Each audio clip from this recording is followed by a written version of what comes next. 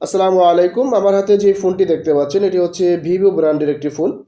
ফোনটির মডেল হচ্ছে Y21। এই ফোনটির সমস্যা হয়েছে কাস্টমার পানিতে ফেলে দিয়েছে, মানে পানিতে পড়ে গিয়েছিল। পড়ে যাওয়ার পরে তারা কিছুটা মোছামুছি করে এইভাবেই বাসায় রেখে দিয়েছে প্রায় 20 দিন।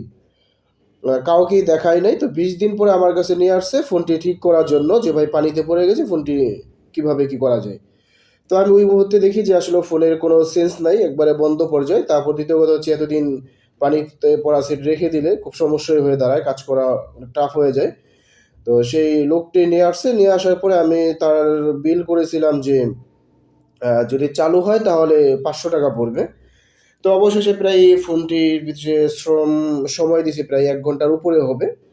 ফোনটি কোনোভাবে চালু হচ্ছিল না। পরে কাজ করে ফোনটি চালু করে দিছি। চালু করার পরে হচ্ছে ফোনের ডিসপ্লে আসে না, যেহেতু পানিতে পড়ে গেছে ডিসপ্লে টোটালি বাদ হয়ে গেছে।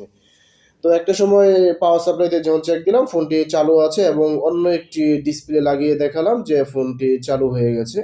তো এখন হচ্ছে তার ডিসপ্লে আসে না, তো সেই ক্ষেত্রে তার ফোন চালু যে হচ্ছে এই জিনিসটা তার মেনে নিতে পারছে না। কারণ চালু জিনিস একটা আর ডিসপ্লে হচ্ছে আরেকটা, এটা আসলে সব কাস্টমার বুঝতে চায় না। তো যাই হোক অবশেষে আমি অন্য একটি ডিসপ্লে দিয়ে চালু করে দেখাই দিলাম, কিন্তু ওর তো ডিসপ্লে নেই, এখন তো চলতে পারবে না। তার মানে ফোন ওর চালু না। যাই হোক একটা সময় ফোন চালু এটা মানছে, কিন্তু এখন বলতেছে যে ভাই আমি ওর সাথে তো টাকা নেই।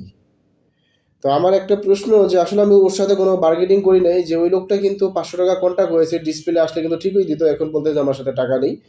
তো আমি তো এরকম বার্গেনিং করি নাই আর এরকম কথাও বাড়াই না। আমি হচ্ছে আচ্ছা টাকা নেই তো ডিসপ্লেটা চেঞ্জ করবা। কয় এখন তো এত টাকা নেই, আমি ডিসপ্লে দেখি কি করি। পরে আমি বলছি যে টাকা যদি না থাকে তাহলে ভোট যদি বিক্রি করো তাহলে আইসো, ভোটের একটা রেট বলে দিয়েছিলাম। কয় আচ্ছা দেখি আমি জানাবো না, এখনকার সন্ধ্যার দিকে আসছিল। পরবর্তীতে বলে যে আমি কালকা জানাবো। তো এই কথা বলে ও চলে গেছে আর আমাকে 1 টাকাও দেয় নাই, 1 ঘন্টা শ্রম দিছি, তো সেটা এভাবেই গেছে।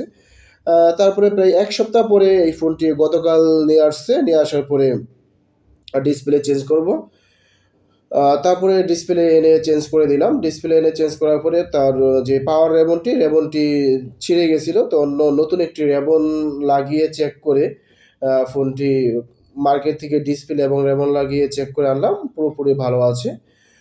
পরে একটা সময় দোকানে এনে ডিসপ্লে লাগানোর পরে আমি যখন পুরোপুরি ফোনটা ফিটিং করবে এবং এই যে রেবনটা দেখতে পাচ্ছেন পাওয়ার রেবন, এটার উপরে আমি হাউজিংটা দিব। তা হাউজিংটা দেওয়ার সাথে সাথেই রেবনটা নষ্ট হয়ে গেছে, কারণ এই সেইডের রেবন থেকে এই রেবনটা তুলনামূলক কিছুটা মোটা। তো মোটার কারণে রেবনটা নষ্ট হয়ে যায়, নষ্ট হয়ে যাওয়ার পরে ফোনটা অটোমেটিক বন্ধ হয় চালু হয়। চালু হওয়ার কারণে আমার রেবন ছিল না, একটা রেবন আনছিলাম, পরবর্তীতে আবার মার্কেট থেকে রেবন এনে আবার রেবন লাগালাম। সেই রেবন সেই একই অবস্থা, দ্বিতীয় নাম্বার রেবনটাও খুবভাবে লাগানোর পরে সেই রেবনটাও নষ্ট হয়ে গেল। নষ্ট হয়ে যাওয়ার পরে তৃতীয় নাম্বার আরেকটা রেবন লাগানোর পরে এখন হচ্ছে সেট রেবন ছাড়াই যদি আমি চালু করি সেটটা অটোমেটিক অফ অন হয়, এটা হতেই থাকে কন্টিনিউ। তো কন্টিনিউ হওয়ার পরে আমি আসলে বুঝতে পারছি না যে কোদিক থেকে সমস্যা। আমি ভাবছি যে হয়তো বা পাওয়ারের সুইচের থেকে পাওয়ারের যে লাইনটা আছে সেদিক থেকে সমস্যা হবে। তো সেই সমস্যাটা আমি মাথায় রেখে গতকাল রাত্রে চলে আসছি। পরবর্তীতে আজকে সকালে ঘুম থেকে উঠে হঠাৎ করে একটা মাথায় একটা আসলো যে হয়তোবা এটা এদিক থেকে সমস্যাটা হতে পারে। তো পরবর্তীতে আমি সেই সমস্যাটার কাজ টার্গেট করেছি যে এটা কাজ করলে হয়ে যাবে। তো আমার কথা হচ্ছে যে দেখুন ফোনটা কিন্তু ভালো হয়ে গেছিল। তারপরে চালু করে দিছি। চালু করার পরে এই যে ফোনটা দেখতে পাচ্ছিলেন যে আপনার বন্ধ হয়ে যাচ্ছে, চালু হয়ে যাচ্ছে। অনেকেই বলে যে আমার ভাই আমার ফোন তো ভালো ছিল এরকম হলো কেন?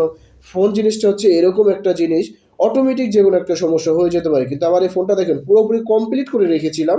কমপ্লিট করার পরে এই যে এখন রিডিংটা হচ্ছে এরকম বন্ধ হয়ে চালু হয়, বন্ধ হয় চালু হয়।